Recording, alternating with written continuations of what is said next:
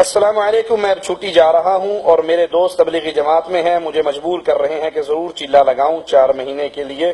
آپ مجھے مشورہ دیں، کیا یہ درست ہے یا غلط قرآن اور حدیث کی روشنی میں؟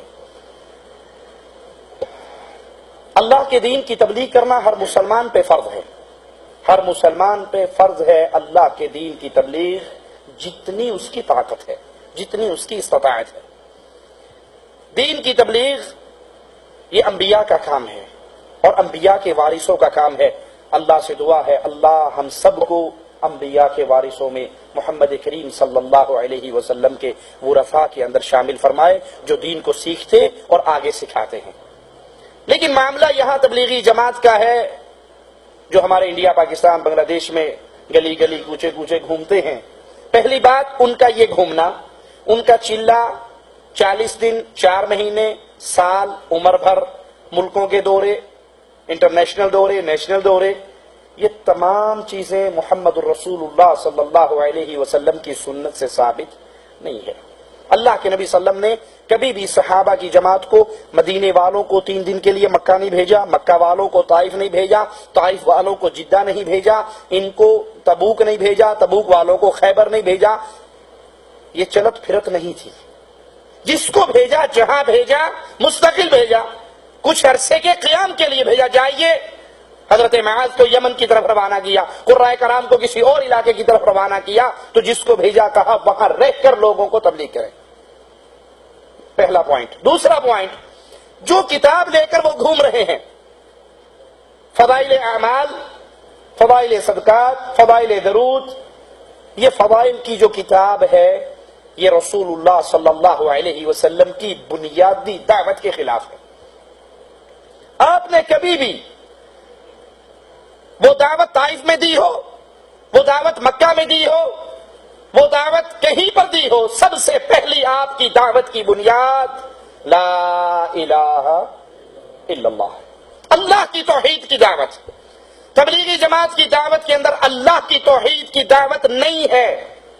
میرا جملہ کڑوا ہے، مجھے اللہ کے لیے معاف کر دینا، میں چندے لینے کے لیے کھڑا نہیں ہوا، میں قربانی کی کھالیں اکٹھی کرنے کے لیے کھڑا نہیں ہوا، کہتا ہوں وہی بات، سمجھتا ہوں جسے حق یہ ہے کہ تبلیغی جماعت کی دعوت، اس میں نماز کی دعوت ہے، روزے کی دعوت ہے، فضائل کی دعوت ہے، حج کی دعوت ہے، صدقہ خیرات کے فضائل کی دعوت، یہ ساری دعوتیں ہیں، لیکن لا الہ الا اللہ کی دعوت، شرک کا رد، قبر پرستی کا رد، یہ دعوت بالکل نہیں ہے۔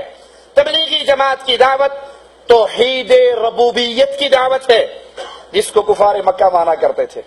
اللہ رب ہے، اللہ خالق ہے، اللہ مالک ہے۔ آپ طارق جمیل صاحب کی ساری کیسٹیں سن لیجئے، آپ کو ملے گا خوشبو، پھولوں میں خوشبو پیدا کرنے والا اللہ، ہوائیں چلانے والا اللہ، سمندر کے اندر کنٹرول کرنے والا اللہ، خشکی اور تری پہ کشتیوں، ہر چیز کا خالق، مالک، رازق اللہ۔ ارے بھائی، یہ ساری بات ابو جہل بھی مانتا تھا۔ وَلَئِن سَأَلْتَهُمْ مَنْ خَلَقَ السَّمَاوَاتِ وَالْأَرْضِ، ان سے پوچھئے زمین و آسمان کا خالق کون ہے، تو یہ سب کہیں گے اللہ۔ کفار مکہ اللہ کو خالق، مالک، رازق، حاکم، یہ سب کچھ مانتے تھے، مختار کل مانتے تھے، کشتییں پار لگانے والا مانتے تھے، پھر بھی کافر تھے، کیونکہ وہ توحید عبادت کو نہیں مانتے تھے۔ توحید عبادت کیا ہے؟ اللہ کے علاوہ کسی کے لیے سجدہ نہیں ہو سکتا، اللہ کے علاوہ کسی کے لیے قربانی نہیں ہو سکتی، اللہ کے علاوہ کسی کو پکارا نہیں جا سکتا، یا علی مدد، یا رسول اللہ مدد کے نعرے نہیں لگائے جا سکتے، یہ غیر اللہ کی پوجا ہے۔ اس دعوت پر تبلیغی جماعت نہیں آتی۔ توحید عبادت، توحید الوہیت، توحید حاکمیت، اس کی دعوت آپ کو تبلیغی جماعت کے سٹیج سے زندگی بھر ترس جاؤ گے نہیں ملے گی۔ بلکہ طارق جمیل صاحب کے جلسے کے اندر، وہ جلسہ، وہ پروگرام جو مورے شاہ کے دربار کے عرس پر ہوا تھا اور مولانا طارق جمیل وہاں پر موجود تھے، وہاں نعرے حیدری تو لگے ہیں، نعرے رسالت تو لگے ہیں، نعرے غوثیہ تو لگا ہے، مولانا طارق جمیل نے اس کو قطعا نہیں کہا یہ شرک کے نعرے ہیں، یہ غیر اللہ کی پکار ہے، نہ لگائیے، بلکہ وہ امت کے جوڑ کے لیے اس کفر اور شرک کو برداشت کرتے رہے۔ امت کے جوڑ کا ہمیں بھی غم اور فکر ہے، لیکن تم تھوک سے جوڑتے ہو، ہم ایلفی سے جوڑتے ہیں۔ مشرک شرک کی حالت میں باقی رہے، امت کبھی نہیں جڑ سکتی۔ امت کو جوڑنا ہے تو مشرک کو حالت شرک سے اٹھائیے، اس سے شرک سے توبہ کروائیے اور اس کو ایک اللہ کی توحید پہ لائیے۔ مواحد جب مواحد سے ملے گا تو پھر یہ ٹوٹ سکتا۔ تیسرا پوائنٹ وہ کتاب فضائل اعمال، جس میں صدقات کے فضائل، روزے کے فضائل، حج کے فضائل، رمضان کے فضائل ہیں۔ وہ کتاب شرکیہ واقعات سے بھری پڑی ہے، وحدت الوجود کے واقعات سے، اس عقیدے کی تبلیغ سے بھرمار ہے اس کے اندر۔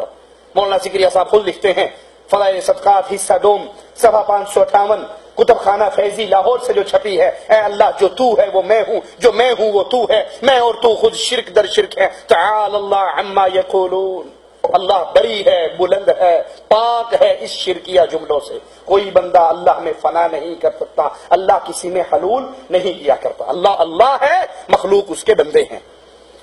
قبر والے کے پاس گئے، قبر والا باہر آیا، اس نے اونٹ ذبح کیا، پھر قبر میں چلا گیا۔ اس طرح کے جھوٹے واقعات جو شرک کی دعوت ہے، شرکیہ واقعات ہیں۔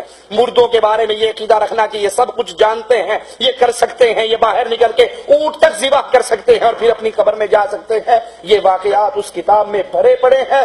بھلے ان کی محنت بڑی اچھی ہے، ان کے اندر اخلاص ہے، اللہ کے لیے کرتے ہیں، کسی سے چندے نہیں لیتے، اپنا مال لگاتے ہیں، اپنے پیسہ لگاتے ہیں، اپنا وقت لگاتے ہیں، سب کچھ کرتے ہیں، لیکن بھائی زمزم کے نام پہ جو چیز بیچی جا رہی ہے وہ گندگی ہے، وہ پانی نہیں ہے، وہ موت کا پیغام ہے۔ حالت شرک انسان کو ہمیشہ کی جہنم میں لے جانے والی حالت۔